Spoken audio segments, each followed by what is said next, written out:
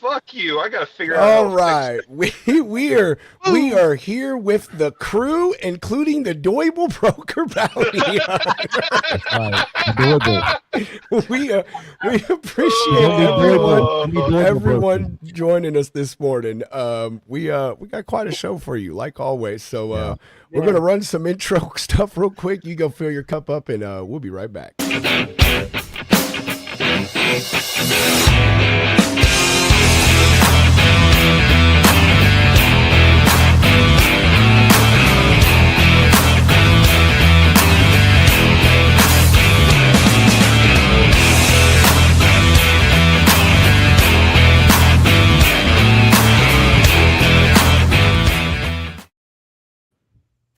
All right, Good morning. Good morning. we are here. I'm glad I didn't you pull bitch. out of my parking space, son of a bitch.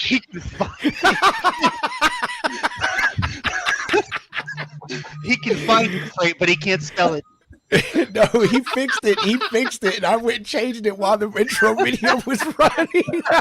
Are you kidding me? You fucked it up again, you dick. And now introducing the Doible. Oh man, this is good stuff. Dude. I love this. John's gonna have to drive all the way to work. Only one coffee so far. Hey, John, I'm not going to let you live this one down. I like to talk to you. Oh, you bastards. What Now a you way need to to get kick off the shirts made. show. Oh, come on, man. I want to do marketing, but not like that. Jesus. Hey, They'll never well, forget thank you. you very much for making my morning. You're very welcome, bastards. I think it's funny that the rest of us all sat here and stared at it and never even noticed it until Adam brought it up. Dude, I know, I'm, yeah. I'm walking around my damn phone. It's not like I've got my freaking laptop I'm open. walking around on my phone. I don't have my glasses on. Fuck you, asshole. Oh, Golly. God. Look at this. Every damn testosterone fueled morning here, dude. Oh, man. Who needs coffee? I'm freaking crying, man. That's man. hilarious. We all need coffee, John. We all need coffee, right, Spencer? Yep. I'm just still on my first cup. Man, you need to I'm catch on up. my fourth bottle. I'm on my You know- way to Chick-fil-A to pick up breakfast. Hey, can you try to sell him Road Dog coffee while you're there? I think you need some of the Lord's chicken, you heathen. All that language, good Lord. That's right. That's hilarious. Well, how's everybody everyone- doing this morning? I'm, Fantastic. Fantastic yeah, man. now. love On it. top of Just the living world. Dream. Anybody got a 7-axle RGN in Little Rock, Arkansas? Anybody? No? Okay. No. No, a couple extra I just had short to- on that one. Yeah, it's had Yeah. to send I just put mine in the shop this morning. Gosh darn it. Just I've only got 2 assets and they're over 200 miles out. I'm like, they probably don't want to deadhead that far. Dead hit him. Nope. what you got to move up there? Moving a reach stacker for actually one of my warehouses that I do transloads for. It's like, hey, we need you to move a reach stacker for us. I'm like, all right, bet. Dude, I love that stuff, man. I've customers all the time. I just did 2 loads on some like internal like stuff within a company, moving some things from one place to another, like not even their product, just things that were in their warehouse. They're like, hey, we don't need this here anymore. Can you please take this to these 2 other facilities for us in Georgia? And I'm like, yeah, dude, sure. I don't know. I think that shows a real like a level of trust when they start having you do things move things aside from their normal freight. You know what I mean? Oh yeah, 100%. Well, you know, Mhm. I use them for doing like specific transloads and stuff for me, and so it's kind of nice when they reciprocate and say, "Hey, can you do something for us?" I'm like, "Yeah, that's awesome." And it's Oh yeah. it's going to take 4 truckloads to move this thing. That's how big this reach stacker is. Golly. Wow. man. Jeez. Nice. Nice. Well, you need to get out 4 RGNs, right? No, I need 1 7-axle, and then it's got 3 flatbed fall off loads to go with it. This counterweights and masts and stuff. Gotcha. So it's one-offs that always get you. Yeah, you know, I got a project right now, and dude, I don't know about y'all, but yesterday was stressful trying to cover these freaking loads, and you couldn't get in touch with any drivers because all the cell phones were down. Thanks, yeah. Verizon. Can you hear me now? I can't hear you now. That was a good one. Touche. Oh man. Yeah, Yeah, yes. that was a big debacle. Man, I was down all the way until I think my around close to 9:15. My phone rang. It was my ex-wife. See, Right. oh shit. Yeah. Like, oh hell, that's the first time my phone works again. It's her calling, but no, I called you 4 times. You didn't call me back. it didn't show missed call. Lost service. He I never knew lost you were going to And be I on the looked show that's lie today. anyway. You wouldn't call me anyway, so Yeah, he knew you were going to be on the show today, and he didn't want to talk to you. that's right. Sorry about it. Some That's people right. go to roaddogcoffee.com to place their order. I call Spencer directly. That's right. Right. It's kind of I got the bat phone for my caffeine. the dog phone. The dog phone. It's not very nice, Spencer. I know. I could have said something else. I'm trying to be elegant this morning. Okay, which one of y'all is ticky tapping? Because I hear every single keyboard touch. It's not. That's sounds like what's freaking John there driving. I bet he's like going over the things in the road. The little. in the Chick-fil-A parking lot. Yeah. Yeah, Oh, yeah, Chick-fil-A that's the parking speed lot, bumps. yeah. That's the shocks and the springs on his car. Hey, squeaking. but Lefty, this is to you, Adam. Lefty said call Bailey Transport. Oh, okay. Let me look them up. Lefty, you got a phone number for them? Or a Or contact MC for him. number? Lefty, someone he should talk to. Lefty will he will let us know here in a second. You know Hope what? you're doing That's all right, Lefty. I'm being real by the picky way. about this because I don't have assets. I want a super clean truck in there that knows what they're doing. Mm-hmm. See, it's all about collaboration. Here's one friend helping another friend out. Yeah, man. Mhm. That's what it's all about, folks. What it's Unless all it's helping about. you, Jeff. Listen, Unless it's helping Jeff. I missed that. Can't be doing that. We can't be doing I that. help Jeff every afternoon when he's watching Jeopardy right before the news comes on. I hate you. I was just swallowing my coffee. Nice. I Oh, thought that you was good. Oh, bro. Oh, dude, like, that fucking hurt, but that was funny. That was fucking funny. He's like, Grandpa Jeff, here's your warm milk and crackers. That's right. Here's your jail call for later. Thanks, guys. Fucking poor Jeff, man. We're always giving Jeff crap, dude. Lefty said they're in Oklahoma, and yes, he can get you a number. So Yeah, that'll work. Stand by. Stand by to stand by. Stand by to stand by. Yes. I'll tell you, that's one thing I'm really grateful for right now. I'm not slinging freight. Oh God, am I We're glad thankful freight- for that too. I second Oh come that. on, no, you that loved motion. me as a contract dispatcher. You loved me being the evil guy. Got a few shout outs over there. Who's that? Kitus West. Hello. I already pulled them up. You ain't even paying attention. Maddie Love. Who was Maddie Love? Who's Maddie? I don't know. They're just they're people on Maddie Love. YouTube. Hey, you know what? Highly Love it. caffeinated Thanks, people thanks for that tuning support in for the themselves. shenanigans. That's mine and Steve's fan base. You only one? So Adam, you've been keeping score. Who's got bragging rights, buddy? Oh yeah, I Me, tallied it me. this morning. Me. Actually, no, Spencer, No, no. Packers did lose, so Yeah, well, was so close. here's the thing. I absolutely failed. I had 2 right picks. Kentera, you had 4 right picks. Jeffrey, you had 5 right picks. Steve wasn't here, so he didn't count. Sorry, Steve. It's all right. Pedro, you had 5. And the Bears scored. That's the tiebreaker, baby. Spencer had 6. Jimmy had 6. But Jimmy Oh! takes the win. Jimmy takes the win. He was 27-21 Bears, so he was closest Damn. and picked the right winner of the. Let's go, Jimmy. Ah, Damn, I forgot. I forgot nice. to send Jimmy. Or did I send Great Jimmy job, a link? I think Jimmy. I sent Jimmy a link. Nice Great job. job, Jimmy. We're Let's- so hey, let's, happy for you. He gets a free bag of Road Dog coffee. Yeah, I came close to the Bears game. I had 34-24, and it was 31-27. Yeah, if only you'd picked one more right win, you might have won. I know. Mhm. Yep, I should have picked the Patriots. That's all right. We'll adjust your dosage of Aricept, and then next time you'll be good to go.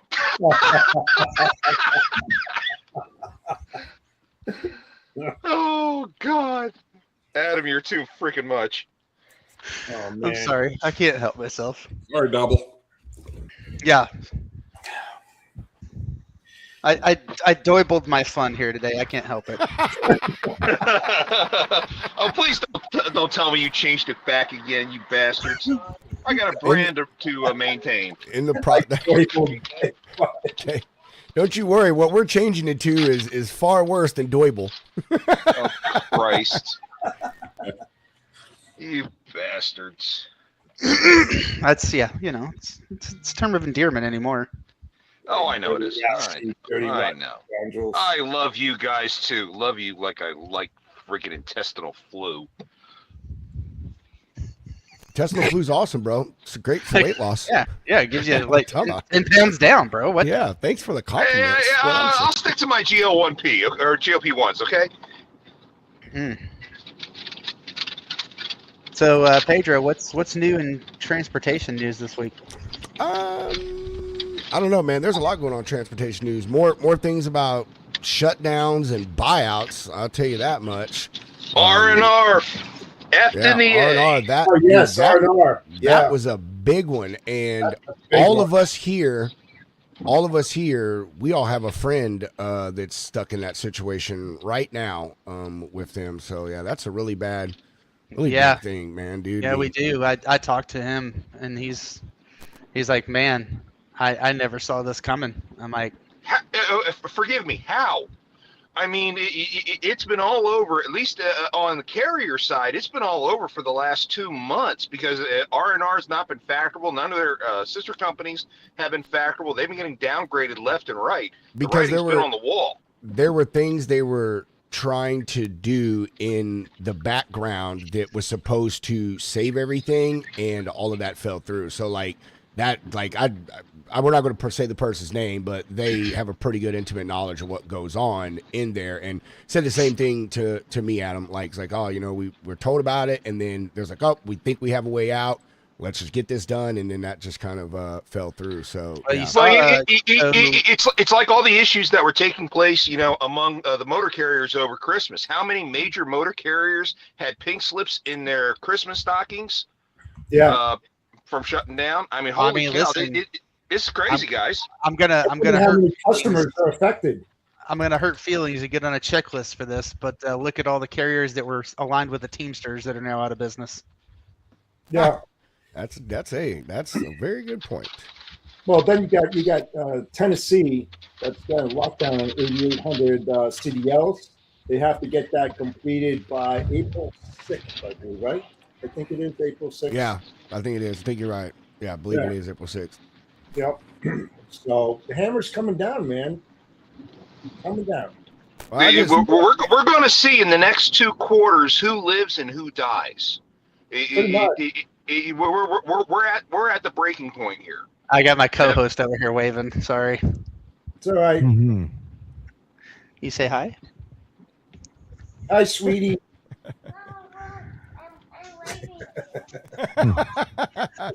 She's like, look, I'm famous, Mom. I'm a celebrity now.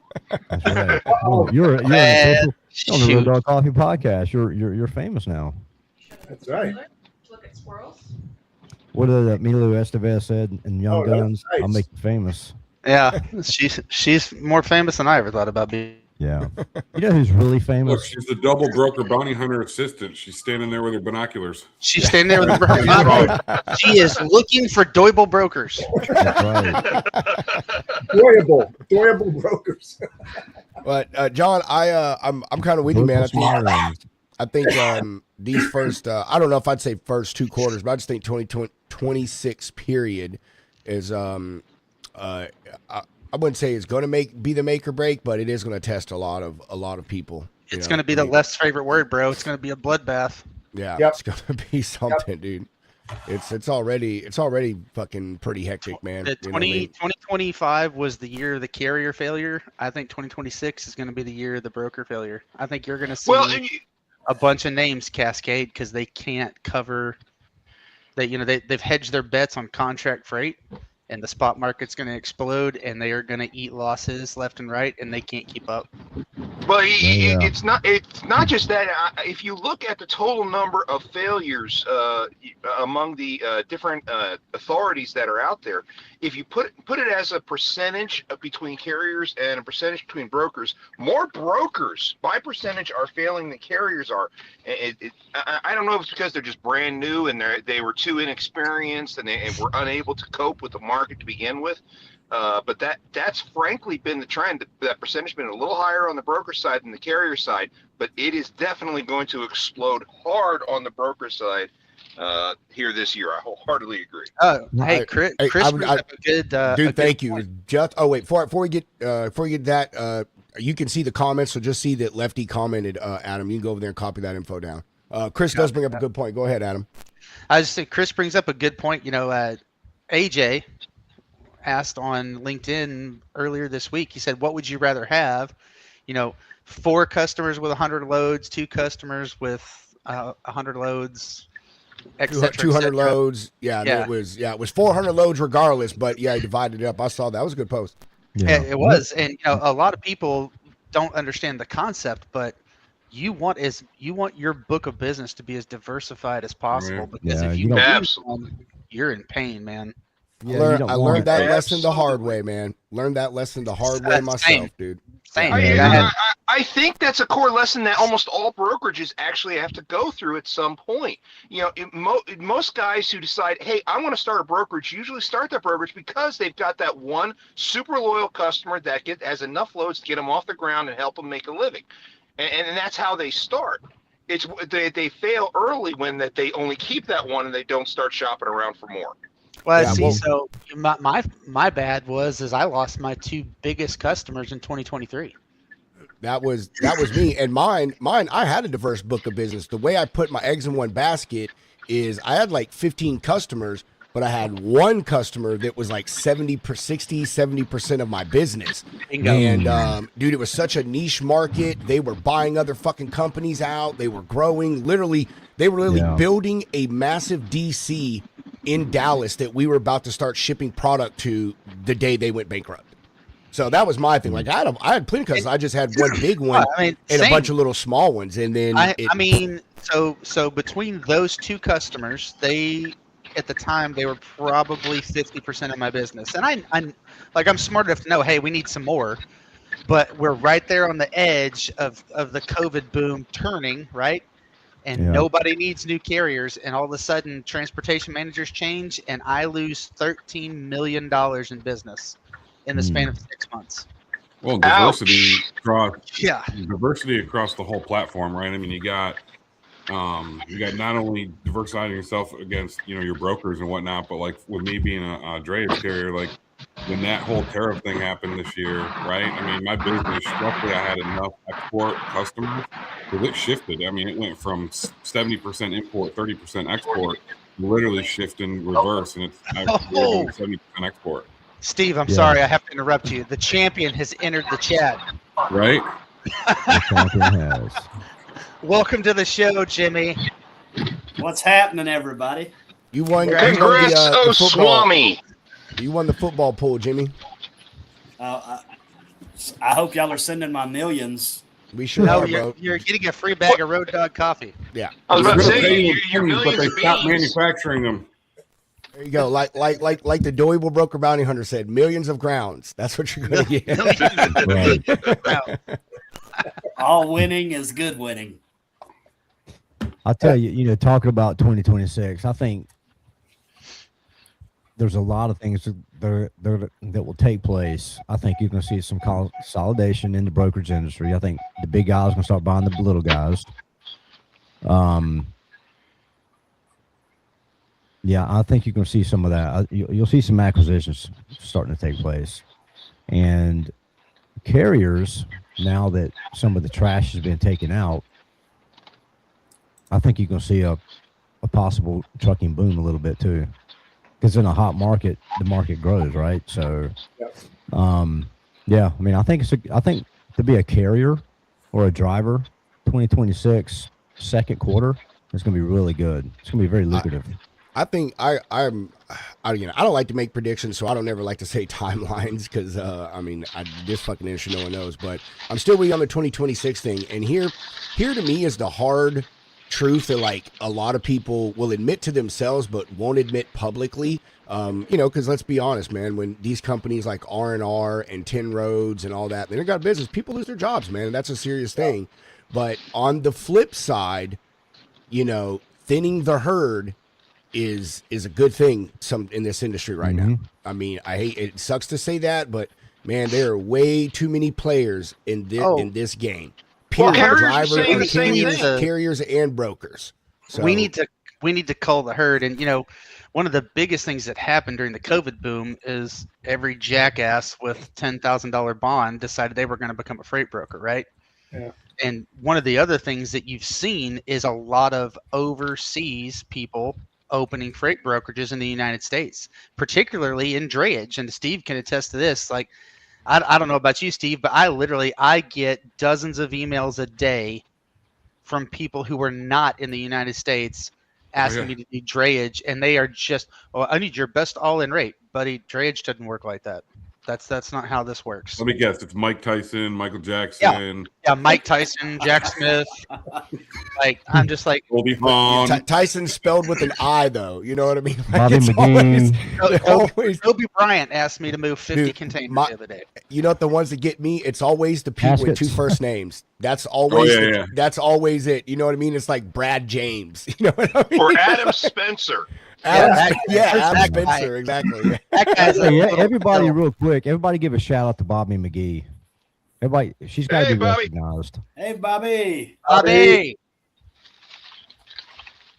Who's Bobby? Hi, Bobby.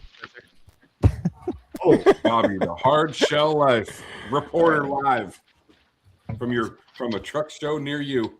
Mm. Yeah, she's good people. Yeah, but 2026 is going to be interesting, though. Now that some capacity has been taken out. So what's the actual number of canceled CDLs? It's like in carriers? Is it like I literally saw 200,000 there or was something? literally an article yesterday, maybe by Freight Waves, but it was a considerable amount, dude. Let me It's like actually it was on 200,000 plus, trukkingnewshub.com is actually Yeah. where I saw it. That's it the best was- place to get your information. It is, bro. Amen, brother. I'm gonna Yeah. go on there and see if I can find Look, it. know what? Hey, now that you said that, look at Steve. He's going to smile. Watch him. If you just look at Steve, he'll smile. That's a smile right there. He loves. That's, There he is. The story I read on Dredge Junkies the other day when we were kind of touching on this is I think it's in the neighborhood of 200,000 potential out of work drivers. Yeah, it was a lot. Well, I'll the fi- I'll problem find it, is- but you're close, Okay. Jimmy. So you had 200,000, if that number's correct, 200,000 CDLs removed from the network. And you know what they all just friggin' did? They all They went and got got into Sprinter box vans. trucks and Sprinter vans. Exactly. Oh yeah. A lot. All right. So the article yesterday was from CDL Life, and I'll pull it up. Actually, I want to pull this up just so y'all can see this fucking graphic. This was actually pretty funny. Whoever did this, the way they made Duffy look. Oh my god. oh, I love freight memes. Tell me it's a good meme. Oh crap. Hold on. God, technical difficulties. It Where's is, man. Hunter I when you need him? shared the wrong screen. So it's 11,000. You're a novice. 11,500 unqualified drivers have been taken off the road. That seems really low. Yeah. Is that Well, just- it was 17,000 just out of There's the California. graphic with Duffy fucking looking like Arnold Schwarzenegger and Commando over here. I mean, look, he looks like what is it? Chris Hemsworth? Is that who it is? Yeah, there you Yeah. go. There you go. Buff and tan with a slick back hairline. Yeah, dude. So Oh, yeah, did you- 11,500 unqualified drivers have been taken off the Right. road. Hold on. That artwork is from Steve Talamo himself. So not only do you now have these guys sitting there jumping into Sprinter vans, but now they're also selling their MC numbers. So there's going to be a huge glut of bought Fraud and sold and MC numbers over the next 3 months out there. Oh yeah. Oh, hey, you know. Be ready. Did you see the article that came out of North Carolina? Oh God, here we go. Pull that up. That is significant because it's already gotten the attention of the North Carolina learned they're north of South Carolina. North Carolina, over about 54%. South of Virginia. They discovered that about 54% of CDLs issued in this state were fraudulent. I mean, I'm not shocked. I That truly came am not out the shocked. other day. It's gotten to the point of ridiculousness. Yeah, it is. They 54%. imported a bunch of people, gave them fake CDLs, and they've put them out on our roads, and our residents and our family members have suffered as a result, and it's Mhm. disgusting. Well, do you see And a lot of- I mean, in and a New lot of Jersey? really good New people, Jersey you is know, back. New Jersey is back issuing non-domiciled CDLs. They're the only state in the country now, and they're like fucking touting it too. The way the article was written and their like response to stuff was like they're proud. They're proud of it that they're the only state now that is Now, think about issuing that, too. non-domiciled CDLs. There's something else. So, can they go to? So, if we expel them out of this country or whatever, you know, we cancel their CDLs and they don't go to box trucks or cargo vans, could they go to Mexico, get a CDL, or Canada, and then pick up freight and bring it into this state, and they're still on our highways? I mean, If they're an enterprise carrier, if they work for an enterprise carrier, Yeah. yes. But otherwise, no. Right. Well, they'd have to be like so a here's the thing: resident is there's plenty of Canadian carriers committing cabotage today, Oh, yeah. right? Well, that's There's, true. there's They're Canadian allowed to carriers come in across the and border pick that up pick freight and up go back freight to in it. the United States, and they continue to move around in the United States because it's not illegal unless you get caught, right? And they like can pick it- up freight and go back to Canada with it, or Right. go back Well, to so Mexico. that's legal. You can pick up freight and go back to Canada. right. You can't pick Right. up intrastate freight. Right, I know.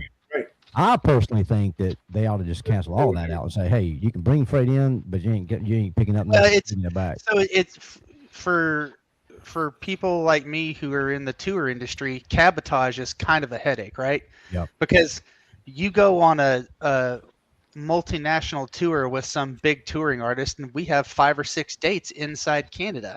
Yeah. Well, we have to bring our trucks back to the United States for every single leg of the Canadian part of the tour, Yeah, unless that's you right. have dual citizen drivers, and that's That's hard to hard to find. come by.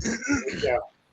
But you know, you've got a ton of carriers that, and it's especially these people, these resident aliens who've come to Canada and opened trucking companies. They don't operate under our rules. They just do what they want, and if they get caught, then they deal with it. Yeah. Well, yeah. Back when we were running, like this was back in like early 2000s, we were doing a lot of like we cross at Buffalo, go across Canada to go to like Windsor or something, because you know versus coming down, going across 80 and Yeah, going up. yeah, coming at the Peace And, Bridge. But then we started running into issues, you know, because if the driver has child support or back child support, that's a federal offense in Canada. Well, you can't go down, you can't go to Canada anymore if you have child support in this country and you're behind, because now they'll arrest you and you're going to jail. Yep. That's become a legit nightmare. But as the fleet grew and you get more drivers and the child support, it's just like, oh God, guys. But John touched on it earlier. You've got a bunch of these guys now selling their MCs. That brings up a good topic I saw on the Freight Brokers Reddit. I don't know if you guys are active on Reddit, but our Freight Brokers actually at times is pretty interesting. And they had a guy come on complaining about a company called Cura Freight, and I've never heard of Cura Freight in my entire life. I don't know where these guys found them, but they contracted them to move a $1 million cargo value load. And lo and behold, the load got stolen. And these guys are they're like, we called them and had them verify who the carrier was and the driver and the driver's license, and I'm just like, Jeez. you know, and you know, understandably, all the guys on that sub that are freight brokers are like, dude, you're an idiot. Why would you use some Downvoted to hell. unknown person to haul a $1 million value load and not give you high value insurance or anything? Like, they're just out $1 million. Man. Well, You know, hopefully. it wouldn't surprise me if that was actually a fake shipper incident. you know, Good man. fake valuations, fake driver, and they were just fucking over the broker to begin with. Yeah. I mean, in this day and age, anything's possible. But I'm I gonna- think it's only going to get worse before it gets better because you're going to see a ton of guys this year try to sell their MC numbers. And I mean, you know, the mods on our freight brokers work really hard. Mhm. I know for a fact that they have multiple people that post requesting to buy MCs, and they Yeah. ban that to keep that from becoming a reality. And that's very important because I'm gonna jump off here real quick to run. I found that card from the guy from Travelers Insurance I mentioned. I found his card. Let me go grab it, and I'll give you his name and number and all that real quick on the air. all right. 'Cause, I mean that is, like I said, you know, that presentation that they did on freight fraud and theft and everything, and like I said, they've got dummy tractor trailers out there that are staged to purposely catch people, because they work close hand in hand with law enforcement on this stuff. It's Yeah, I'd love to see that too. Of course, if you can text it to me, email it to me, or something. That'd yeah. be Hold on a plenty second. I'm room gonna to go get his car. card, and I'll just read it to you.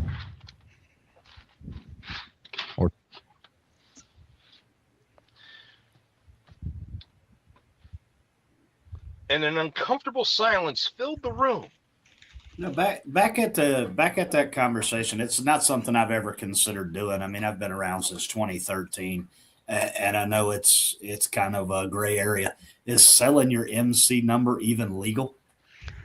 Technically, yes, because let's face it, you have carriers and brokers getting absorbed into each other all the time, or new people trying to enter the market, and that is actually okay. But there is a specific way to do it. There are specific procedures that have to follow through in order for a DOT number to transfer from one owner to another.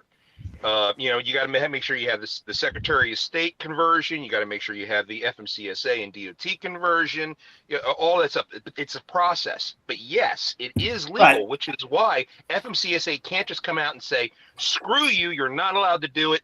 It's over. It's the end." That's why they can't make a rule to do that. So there's that a being lot. said, if John the Bounty Hunter decides to buy Red Rocket Logistics, isn't essentially you starting the MC number over again? Like, aren't you starting back from scratch? Wait, now you have no business credit, nothing. Hey, hang on, time out real quick. You're a Georgia Bulldogs fan, and your company name is Red Rocket Logistics. Damn right it is. Okay, just want to clarify. Well, but it has a lot to do with why Jimmy also only has 4 fingers on one hand. There's actually other things called Red Rocket too. Damn, Well, that was a good one. It's funny you say that, Spencer, because when I started Red Rocket, it was 3 partners, and I had a dog who always got super happy with one of my partners. So essentially, Red Rocket was born from that, and I just kept it. This is what happens when 3 idiots are sitting in a man cave drinking beer. Hey, I'm going to start a brokerage and call it Red Rocket Logistics. Nobody's You going got to it. put 2 and 2 together there. Let's just call it Dog Penis Brokerage. You know, exactly. I mean, that would look kind of funny on the side of equipment or something. So I just figured we'll go with Red Rocket, and you can take it wherever you want in your mind. Oh wow!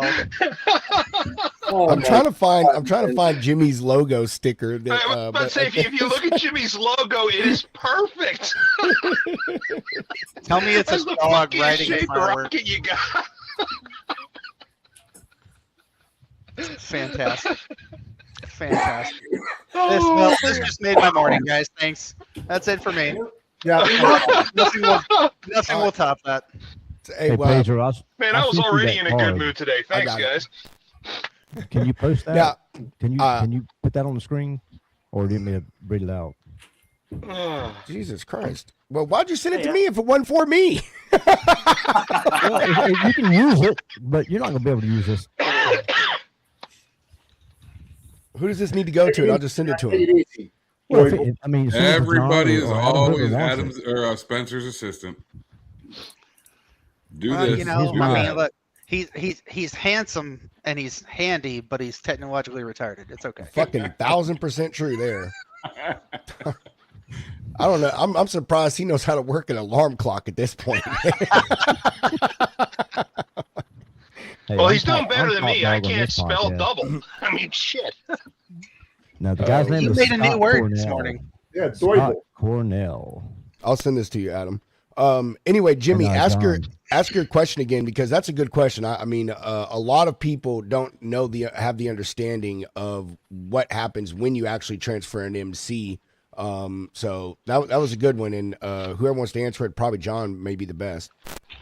Yeah, What- if you do sell the MC, and isn't that essentially like? I mean, you have to update the FMCSA, you have to update Secretary of Well, State, just, yada yada yada. ownership. That's it. Yeah. Everything else will Isn't follow. that like starting over? I mean, No, does- No, it's not, No. because in order for it to be No. done right, they'd have to buy the company out lock, stock, and barrel. So all your assets, liabilities, everything Yep. transfer over. So that way operations are never ceased at any point.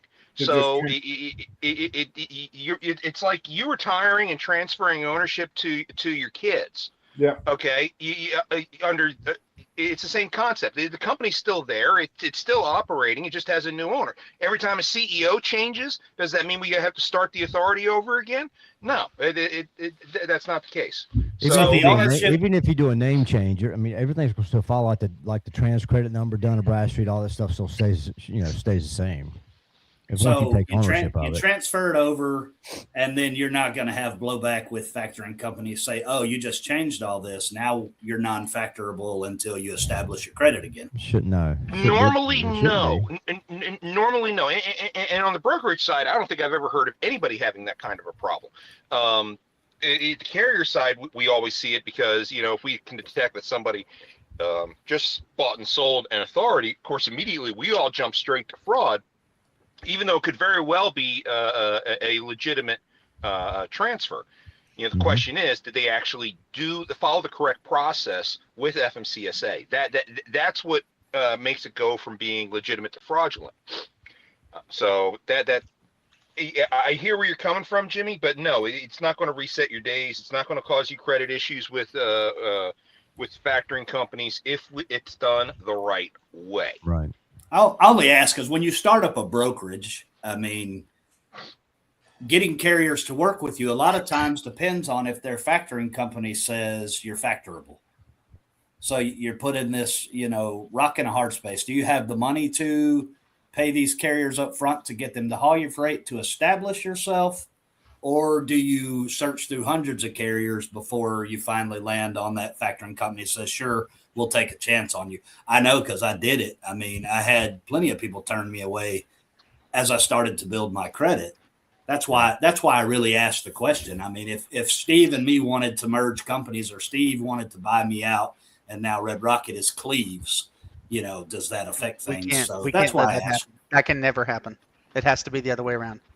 Red Rocket and Cleavage. I mean, Cleaves, yes.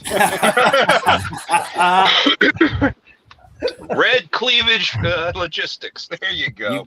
You got it. No, that's why I was asking it. I've never really considered selling. I mean, I it's don't a- know that's caffeine. It's a valid point, right? Because I mean, that's the first thing on the asset side that we do. I mean, part of the two-step process I do. The first thing I do is I go in to check to see if they can, if I can factor them, right? If they pass that one, then the second thing I do is go check them on Freight Validate, make sure there's no shadiness in their background. I mean, but it stops. I mean, if I can't factor them, I don't even mess with them because if you don't have credit to be able to do that, then now, I mean, there's some that they may just not be set up with the factoring company, so I'll do a double check. There you go. Giving Dale free press again. Hey, Jimmy. The, But Hey, then real again, quick. you have another issue here too. Let's just say the carrier or the broker that's selling his MC number is a very reputable organization that the factoring company knows the CEO, the CFO, president, or whatever. Now it's changing hands. They're going to have to dig into the background of the new ownership to see if they're credible. I would think Right. anyway. Well, because it's not I would think more- if a reputable broker who's been in business for a long time is about to sit there and change ownership, I would imagine that broker is professional enough that they're already contacting their service providers like factoring companies and whatnot ahead of time to make sure they know, hey, You this hope. is what's going on. We're going to be going into a transition phase. This is who's buying us. This is, maybe even put them under an NDA to provide that information until the sale's over. But key personnel involved, key providers involved in that brokerage are going to know about it while it's happening. So it's not going to be any surprise along the way. So you really have to be very careful about how that's done. And my CEO is walking past the car right now. So Jessica just posted. He sees the Louisville Broker Hunter. On as far as the insurance goes, that's considered a new venture, Jimmy. I was reading that. Yeah. Yeah. Okay. So basically, all I'm hearing is that Spencer's got a new business idea. He's going to be a broker for MC numbers. Mm-hmm. Uh-oh. Yeah. That'll come after you. Yeah, I got a couple Facebook groups that you might want to get into if you want to get in that business. Yes, sir. We buy you MC. No, I can tell you right now. Maybe do like Road Dog Courier Company. I don't know. It's an interesting conversation because, like I said, when I formed Red Rocket, it was 3 partners. So in order for me to take it over, I had to do the legal paperwork to become the sole owner, and I had to refile with the state of Georgia and update everything FMCSA wise and the whole 9. And at the same time, I was just strictly carrier at the time, but I flipped that over to strictly brokerage. So it was kind of like starting over from the beginning for me. There was no credit rating out there. There was nothing. That's really why I ask. Well, but you took the proper steps all the way around. You did the necessary updates, you did the necessary notifications. That's what these guys are not doing. Right, but the point to that, John, is essentially I started from scratch. Carriers were factoring with OTR, and OTR was having me pay the invoice up front to factor the load. I mean, if you didn't have some money in your pocket, you were struggling to get carriers on your freight because essentially you're starting over. I think that's true for any brokerage that's actually fairly new. You either have to have capital on hand to be able to pay the factoring company right away to build the credit with the factoring company, or you had to have the cash on hand to be able to quick pay the carrier. So I mean, either one, you got to have cash on hand to be able to run a brokerage. That's just the nature of the beast. And if you have a lot of customers and you're slinging a lot of freight in your first month, then you got to have a massive pool of capital, because you're usually operating off of what net 30 terms with your customers. Mm-hmm. They're not paying you next day. So I mean, hell, it takes money to do this. The bad guys, they don't give a crap about that. They just want they ain't planning on paying anybody anyway. You got that right, Steve. Yeah, they ain't planning on paying anybody. They don't need the capital. They just want it's an inbound, not an exbound, or import, not an export on that funding. Yeah, right. Yeah, absolutely.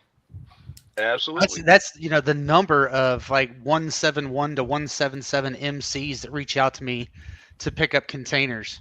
I'm just like, nah, I'm good. Like, yeah. Come across the same thing where I'm currently at here in Phoenix. I've been handed cases left and right all week, and every damn one of them's been a 17 MC number. Wow. It's just been absolutely crazy.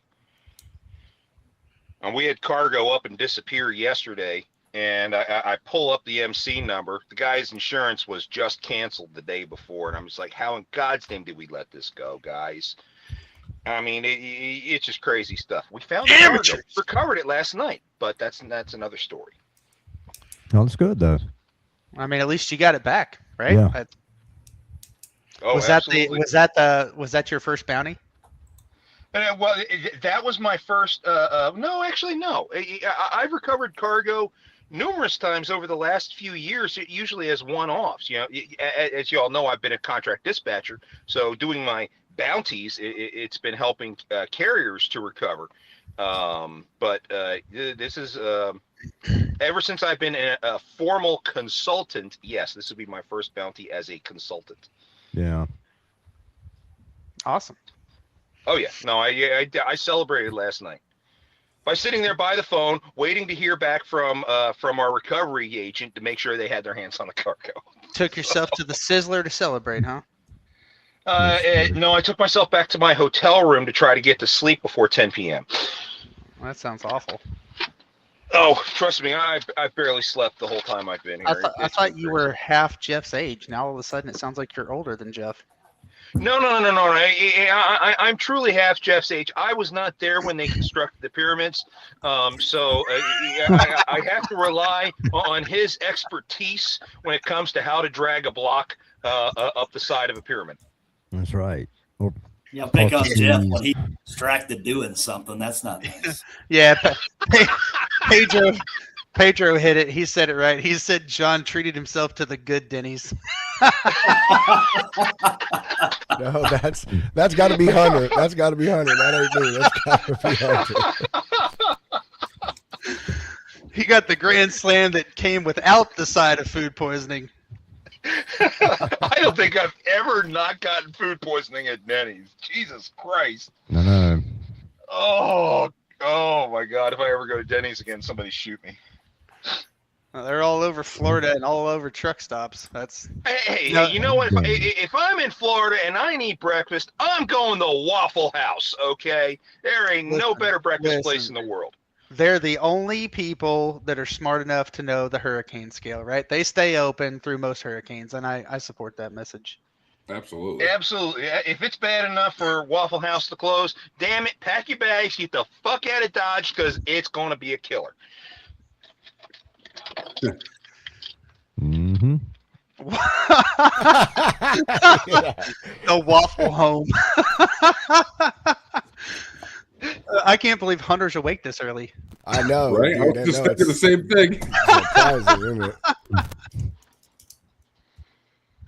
Put some respect on the Waffle House index. I mean, I agree. Yeah.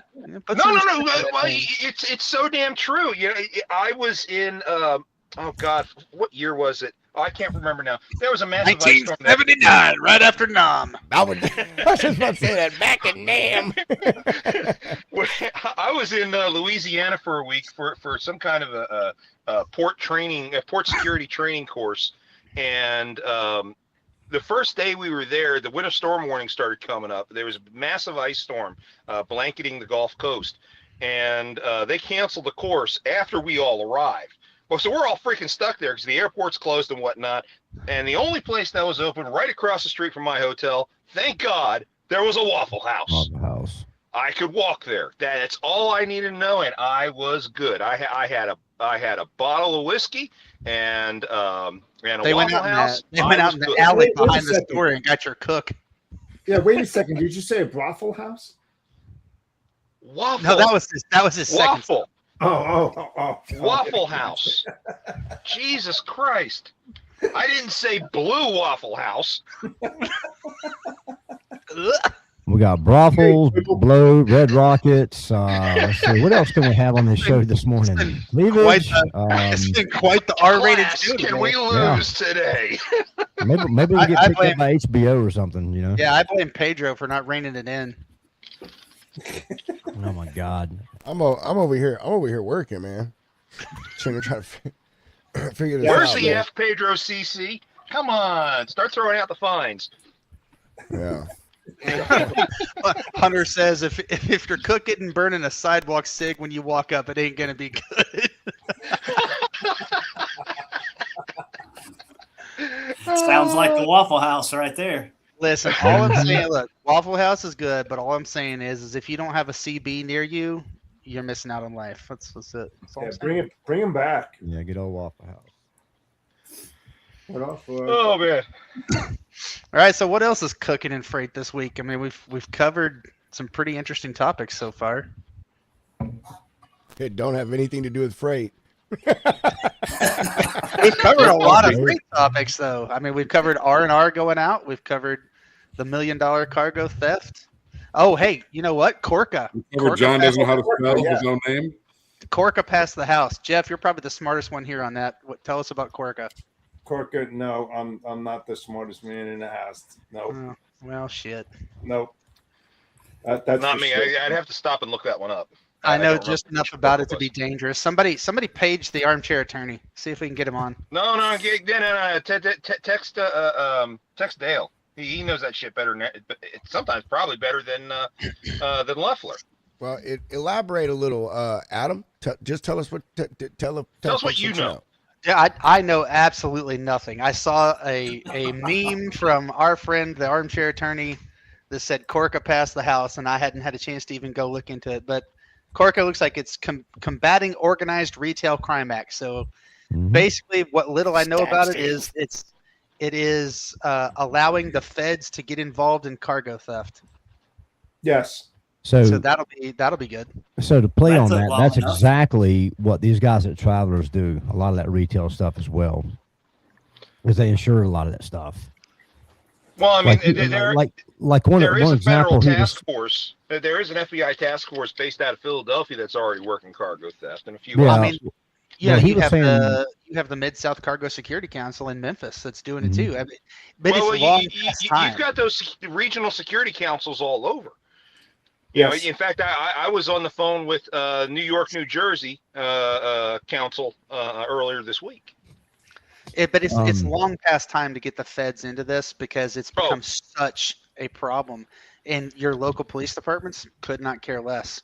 There's times where I've seen like guys like Jason Rabine talk about it. He's like, I've made a report, and they're like, get in line. We've got 1,000 other reports. Good luck.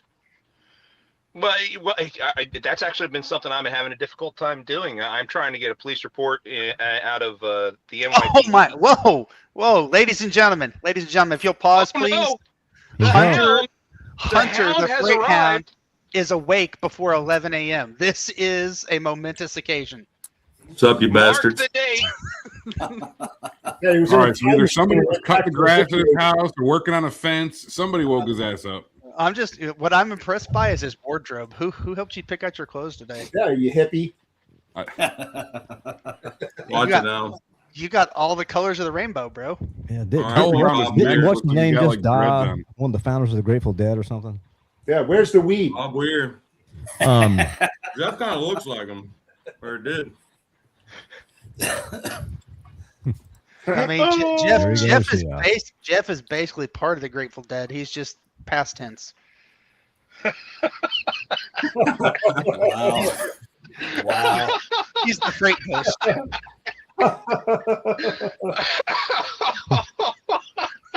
Look at that, you you- ran him off. I love you, Jeff. Tough crowd. Calm Hey, down. you know, that reminds me of something good that I read this week, Jeff.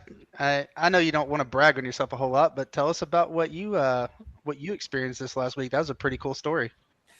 Yeah, it's fortunate and unfortunate, but I was able to save a life this past Sunday, and I've seen it once before, but it's just that when you're walking up a set of stairs and you can't see what's on the other side because it's steep stairs, and you hear help, help, help, like screeching, but you have no idea where it's coming from.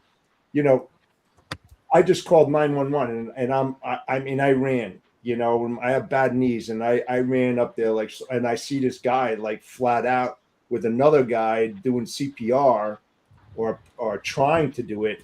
I'm trying to stretch the guy out because when he fell, he was all contorted. And the guy tried to catch him, and his head hit the curb, and we were checking for blood and all this kind of stuff, and black purple color. I mean, he's not breathing, and we're trying to do everything possible. And I'm on 911.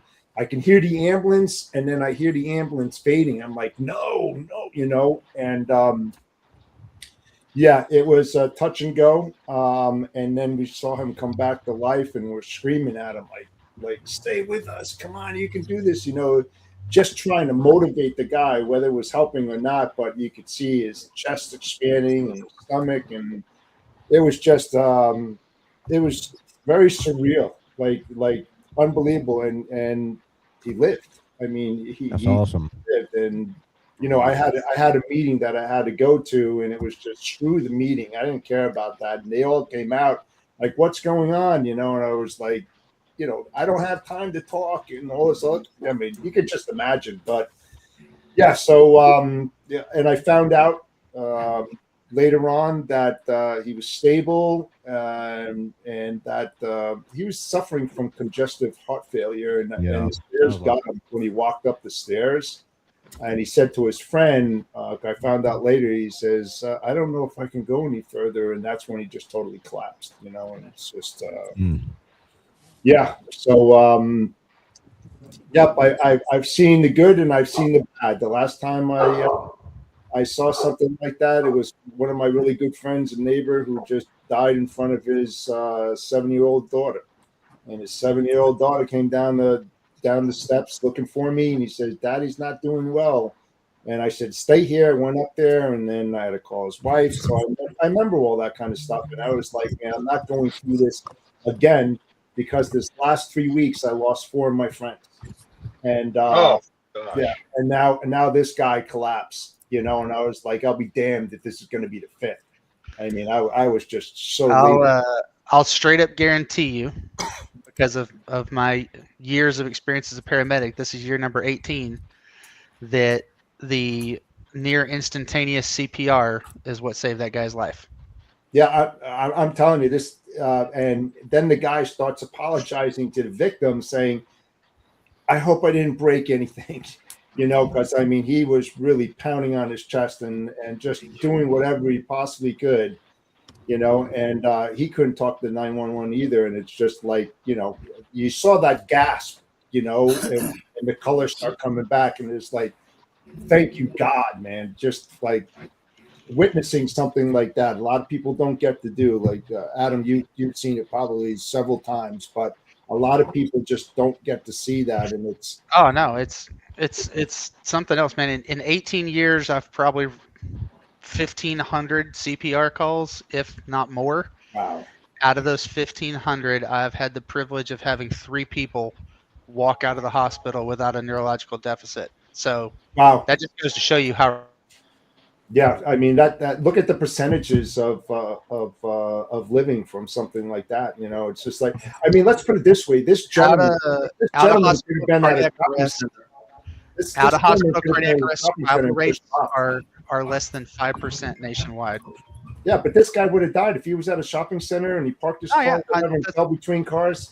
Goner. That's what I'm saying. Out of hospital cardiac arrest survival rates are less than 5% nationwide. Out of the millions that happen every year, less than 5% make it.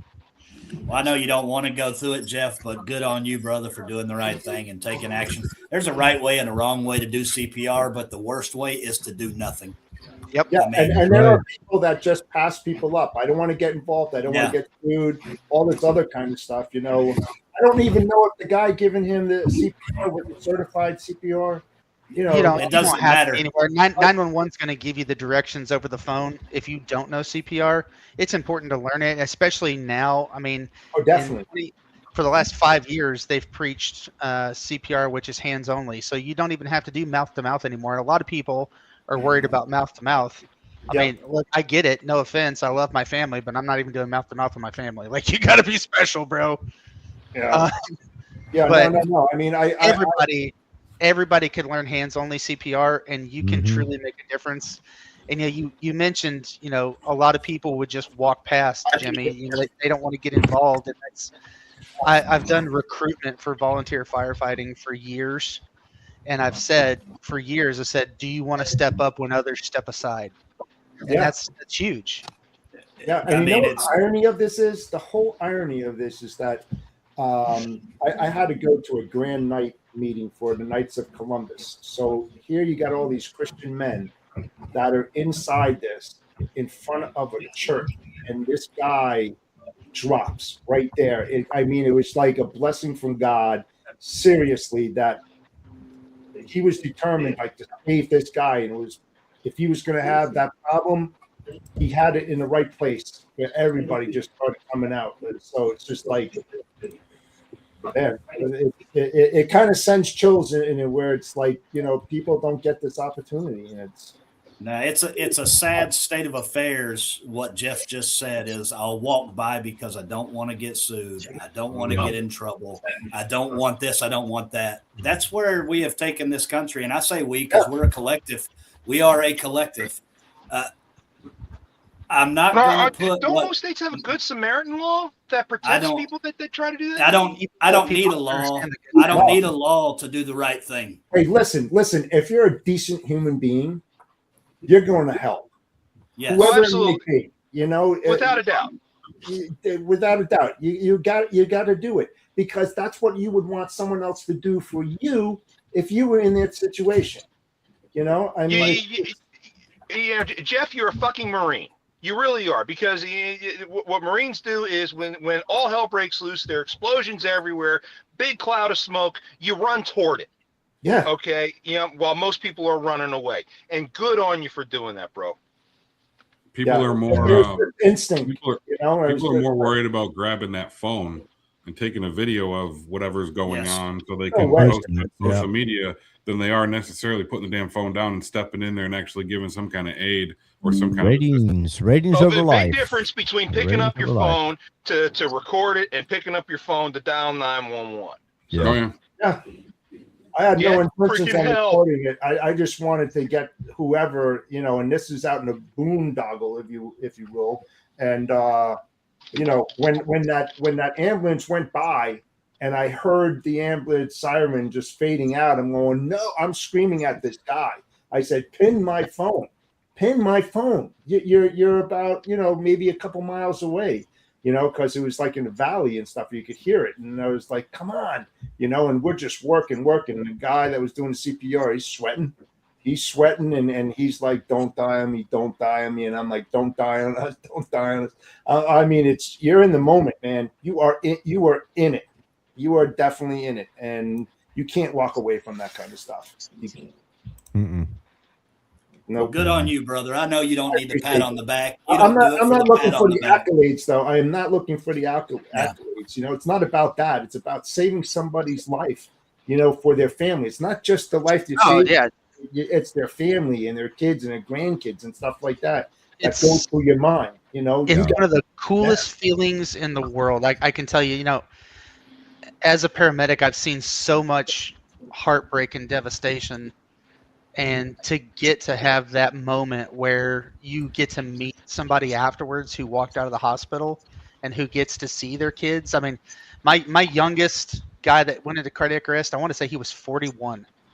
Wow. Game 7 of the World Series when the Cubbies won, had a heart attack in the middle of Game 7 in his house in front of his kids. And just by a miracle of God, dude, I mean, we brought him back 6 times en route to the hospital. Wow. Jesus. Gave him every drug under the sun that was possible to give somebody in cardiac arrest. And somehow he made it, and he's still alive today. And God bless you, man. The coolest feelings in the world to get to truly make a difference. Yeah, the toughest part, I would think, and I've never been in that situation, so please correct me if I'm wrong. The kids would probably, be surrounding his father, laying on the floor because they don't know any better. Something's wrong with daddy. I mean, how do you get them away from, their dad and do your work?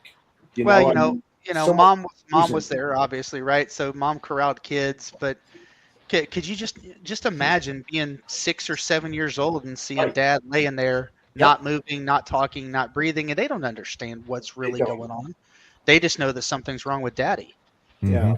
So yeah, I mean, it's a really hard job, man, that people just don't understand, and they never will. The mental toll that it takes on people in that business.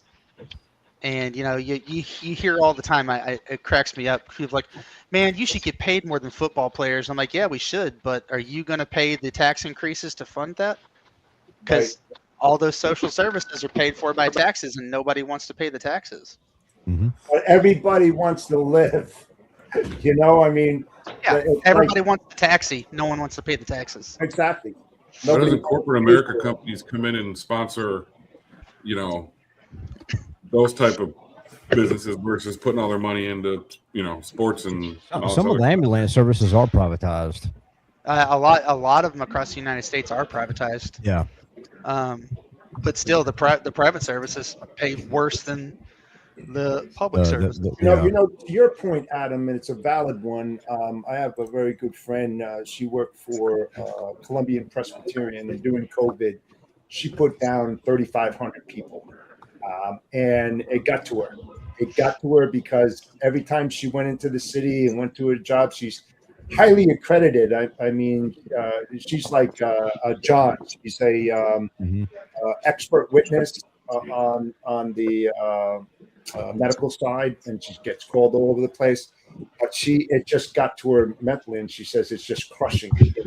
She was there for like 37 years, but putting 3,500 people down in a very short period of time just got to her. And so you hear Adam, 1,500 calls, 5 people walk away from the percentage.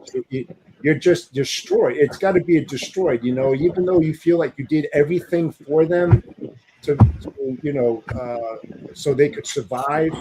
They don't. And some people go to booze. Some people just need time for themselves. It gets to be depressive sometimes. I mean, am I correct? I mean, Adam, it's.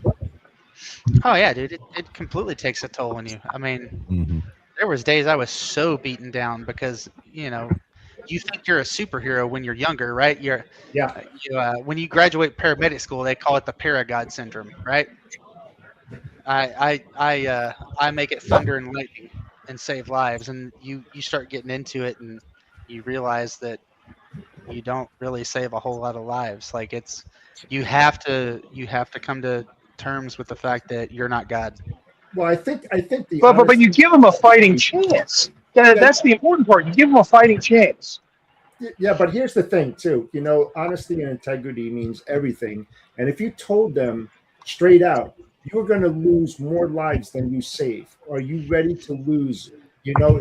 Are you ready for that? Not to give them a negative mindset, but to put them in that mindset of this. If you did that, people would drop like flies. Well, it's going to happen to them. It does. It does. I mean, you have veterans that the 22 a day that commit suicide, but exactly. Look at the suicide rate among first responders, cops, paramedics, firefighters. Yeah, Sean, are you rubbing your mic with your thumb? Good Lord. No, I'm walking up to the office and they got somebody like with a backpack blower up on the catwalk. So I'm trying to walk away from it. But I probably go ahead and get going anyway, guys. Catwalk. Yeah, we'll catch you. Yeah, on the catwalk. On the catwalk, yeah. Jeff, to your point, like the great responders. I'm going, guys. Take care. See you, buddy. Right. Later, John. John. Hey, good conversation, guys. This is good. I think privatizing be kind of, I don't know how they could, I mean, I guess they could do it, but first responders, fire, EMS, police, I think we all know they're underpaid for what they do, and it'd be kind of cool if they could figure out a way privatize to get additional cops, come up with like a privatized system where we don't need whack and hut in the United States. Well, here's the thing, right? You've got soldiers that go out there and they put their life on the line every day of the year in harm's way. They come back and then they give illegals hotel rooms and stuff and keep the veterans outside without doing that. I mean, what the hell is wrong with that? I mean, I'm sorry, I'm saying it, but we have to take care of the vets, take care of us, and provide the feed. It's the same thing. It's like put your money where it really belongs in the people that give you the freedoms. I mean, guess what, Jeff? It's called votes, brother. Buying votes. Yeah. I mean, that's what it boils down to. I don't believe that, bro. I don't believe that because neither fucking side does nothing for veterans. Neither side. Both of them can do something. Exactly. None of them go the full length. They take it 25, 30 yard line. So I don't buy that. Both sides are full of shit when it comes to the veteran. They blow a bunch of smoke up everyone's ass. They could solve that veteran problem like that. All the healthcare stuff, privatize that shit. Shut the VA system down. Veterans, if you're homeless, give them vouchers. I don't know, Airbnb, whatever it is. They could fix that problem in the blink of an eye. Neither one of them really want to. Hey, listen, I'm a huge supporter. I'm a huge supporter of Mission 22. I fund them, Folds of Honor, and Wreaths Across America. I give back, to worthy causes. And right now, here's the good thing, right? So Mission 22 was built upon what Adam said earlier. Someone else said 22 lives a day, by suicide or whatever. Well, that number's dropped. It's like around 17 now. So we're going in the right direction, but we still need to provide the medical care, the psychological help, for PTSDs and stuff like that. It's like you need to do this for those people. Well, and talk about participate in that. So Jeff, you go back to a lot of the exposed, I call it fraud. But it's waste that the government spends on these little side projects, like the one, what was it years ago that Nancy Pelosi or somebody out there was involved in, like studying like mice in a swamp or something stupid like that, right? These little projects that cost millions of dollars that our government and these groups, are involved in. A lot of that, eliminate a lot of that waste and shove all that extra capital and money to the veteran programs, increase that. Yeah, you're right. The veteran community is just definitely underserved by the government. It really is. And it pisses me off that you see all this wasteful spending on total BS that could be put towards those who laid their life on the line for people they didn't freaking know, right? Even if they weren't in a combat situation, they still signed up to go to be put in a combat situation that they could come. So it's just like, our first responders. There's just, there's so much. Anybody to sign up and raise their hand and say, hey, I'm willing to put my life on the line for you, not even know you. That's significant. That right there should be taken care of. Yeah, well, there's no kickback money for helping veterans. The population of veterans is so small, there's no vote gain for helping veterans. So where's the incentive to help the veterans other than give them just the bare minimum, right? And say, look, we're trying, but there's no kickback. There's no lobbyist group that's going to pay these senators and congressmen, that under the table money to help veterans. These things don't exist. But you do got groups that will pay to help illegals come in because we can have them farm and do meaningless work that maybe the white man and the black man don't want to do. Yeah. So we'll pay that and we'll keep that going, but we won't help the people who, like you said, at 18 years old, I raised my hand. I stood in there and took my oath that said, if it came down to it and the commander in chief asked, I will take a bullet for you. I couldn't have a beer, but I could take a bullet for you. And I signed my name on that line. Yeah. Yeah. Look at Great Bull. I'm sure you heard of Great Bull, right? That they are supported, like the nonprofit. Their supporters give them money so they can go into harm's way to take people out of war zones, undercover, ex-military, Green Berets, the tough guys that can go in there and pull them out.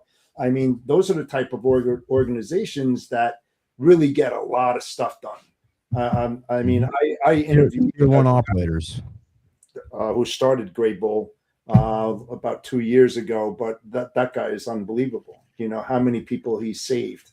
It's incredible. Well, but in all, there's enough money going around, floating around, that can be put towards the folks to bring across the border to farm our lands. You know, if they're willing to do the job, there's enough money for that. There's enough money for our veterans. But you look at all the waste that our government spends on just pet projects, you know, that activist groups push our leaders to get involved in and support. You know, it's mind blowing. If you really dug into it and look at some of that stuff, where the money really goes, it's harder to steal money if you put it in a legitimate organization. Oh no, it is. It is. Yeah, it's easy to cover it up with more paperwork and more BS and just more garbage and more lingo. You know, all we got to do is say that we have this percentage met and no one looks deeper. I mean, it's not going to change until the American people get tired of what they see. And right now they're too happy fighting each other. So it doesn't matter. Too many distractions going on right now. Oh, that's the world we built, is distractions. I mean, everything now we got to have. It's like instantaneous. I can't wait for anything. It's got to be instant. If it's not instant, I don't want it. And that's what we built. I mean, technology is great. We get to do this. I mean, all of us guys are sitting in different locations, talking to each other, chatting it up. You could have never done this back in the day. I mean, you couldn't do this on slow dial-up, you know, but now we can do this. And it's kind of like that's what the government should do. Maybe Trump needs to outlaw push buttons and go back to the dial-a-phone. You know, that's what really needs to happen. The rotary dial needs to come back with a 50-foot cord on it. I'd love to see that.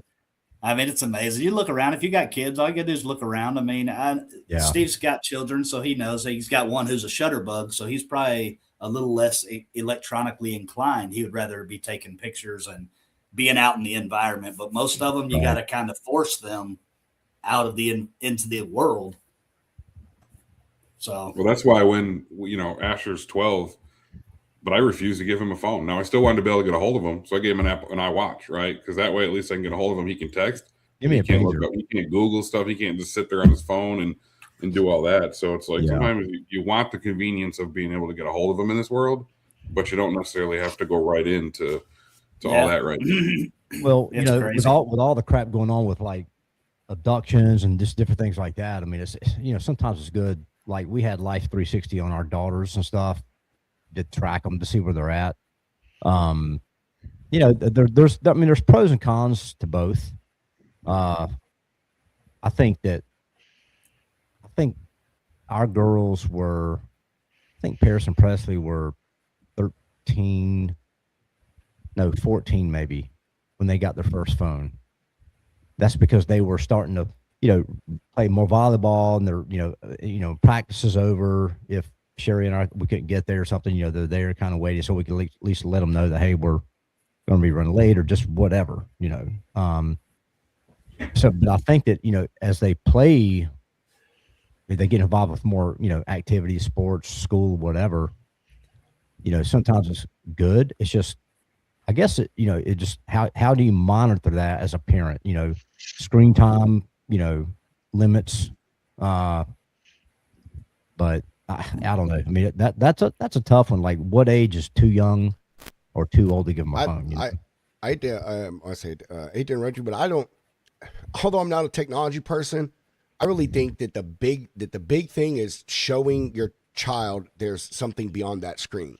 Like, my kids grew up in total technology. I mean, my oldest will be 24 this year, and they all got their first cell phones, I think, in 7th grade when they started playing sports because they had to stay after school. They traveled, doing their thing. So we wanted to be able to track them and then be able to call us if they needed something. But all of my kids, man, growing up, they had all the game systems. All 3 of my boys each had their own game system, computers, everything. And they spent more time outside than everything, but that's what we were. I'm an outside guy, and so they were, and my wife is too. So we're always outside doing stuff, and so I think that's the biggest thing. Is that I think a lot of parents, and I don't think they do it intentionally, but those phones and all those devices are kind of like an unpaid babysitter.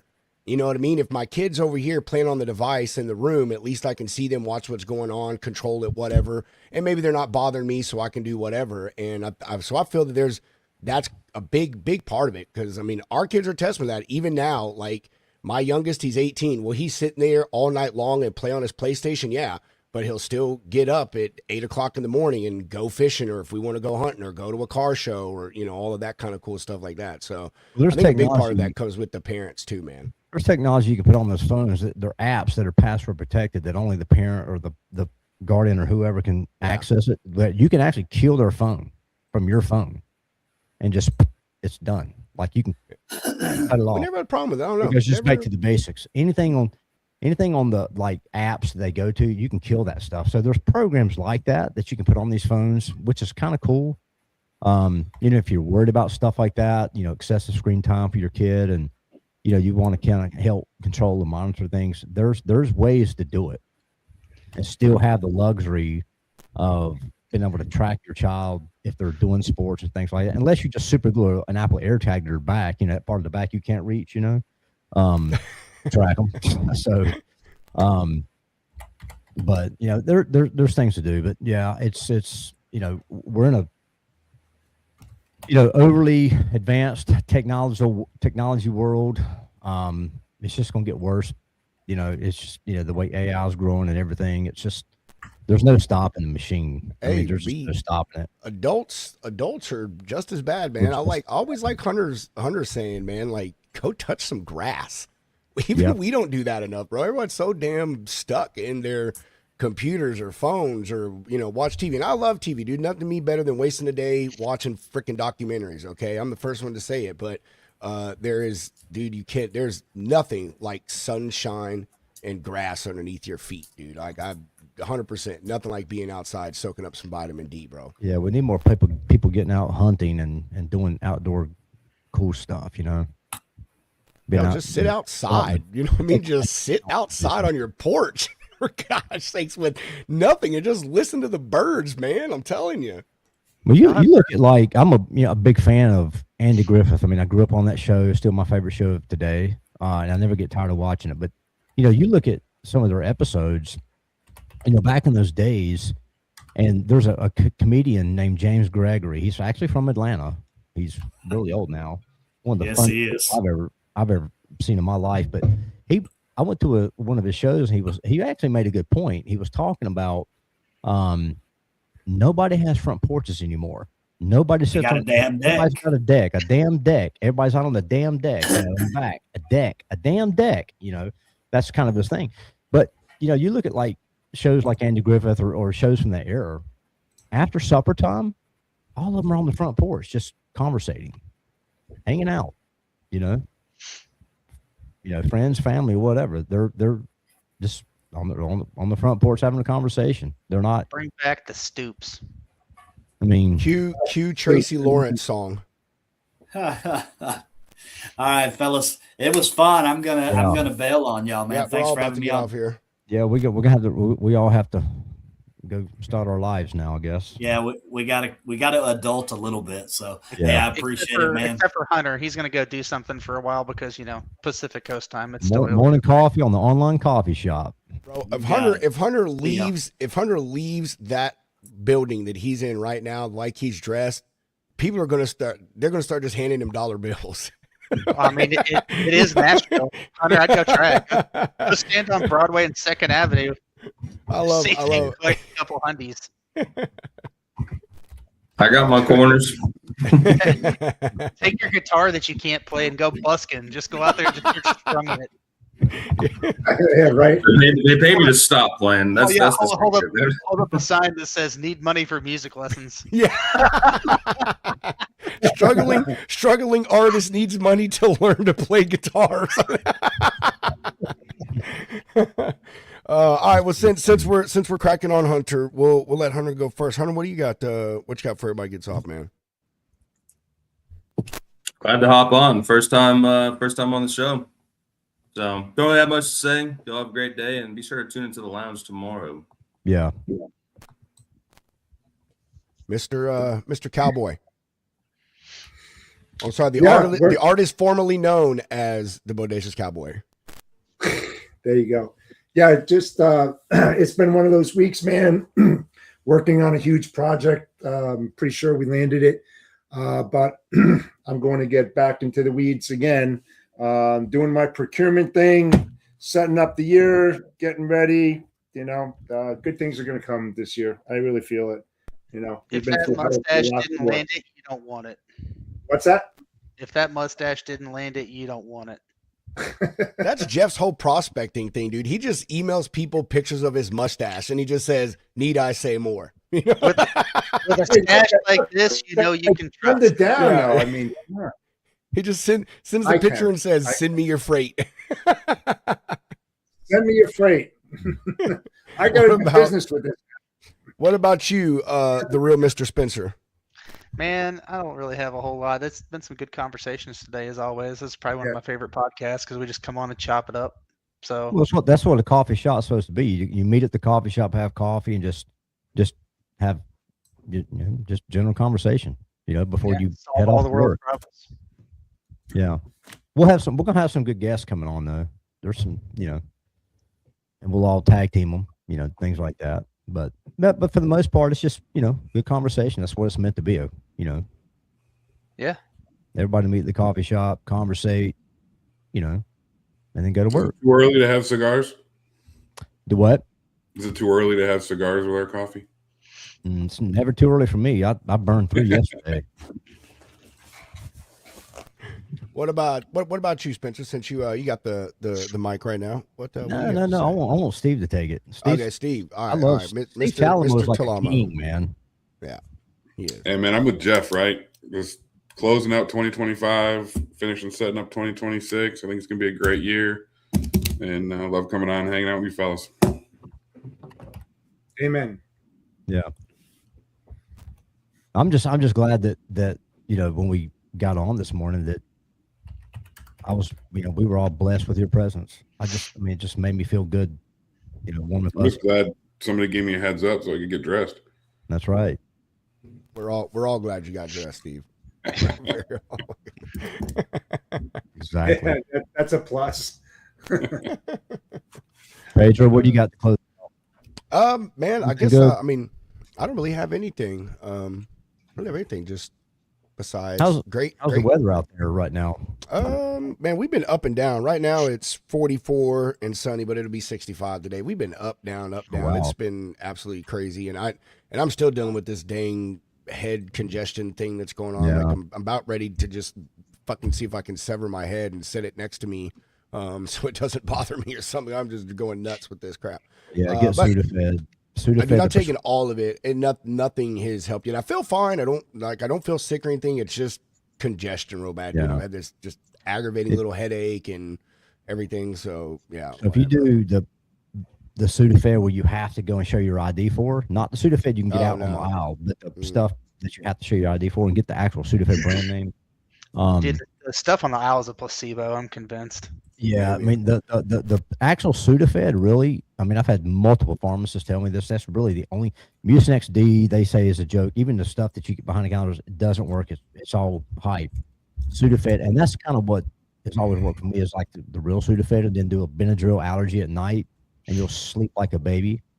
But yeah, I mean, I would encourage you to do that. I think do something. I don't know. Figured it'd go away by now, but it's getting a little better, but still. Anyway, what do I got to say? Great show, and always love hanging out with everyone here in the morning. It's really great. I like this. Just sit back and chill, do some work in the background while we all talk and conversate. I just hope everyone has a great rest of their Thursday, a good Friday.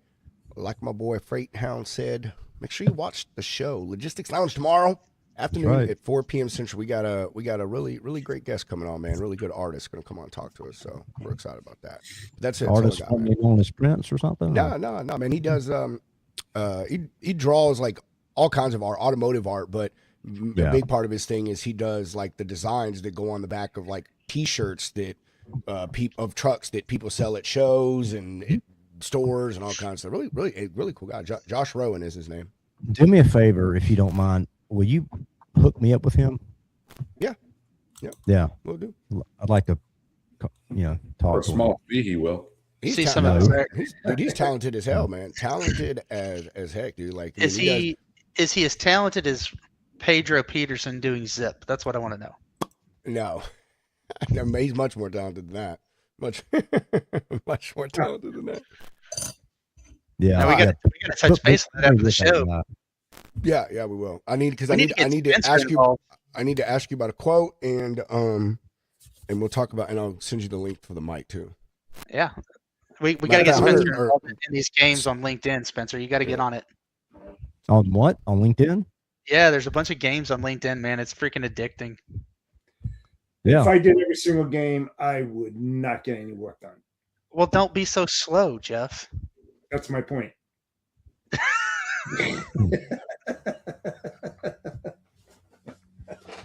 Wow. All right, gentlemen, you have a great day. I got to scoot. Yeah, same. We'll see y'all later. See you All later. right, man. guys. Everybody have a good day and good rest of weekend coming up, and be safe and take care of your families and friends. That's what I say. And don't forget to go to roaddogcoffee.com, get yourself some coffee.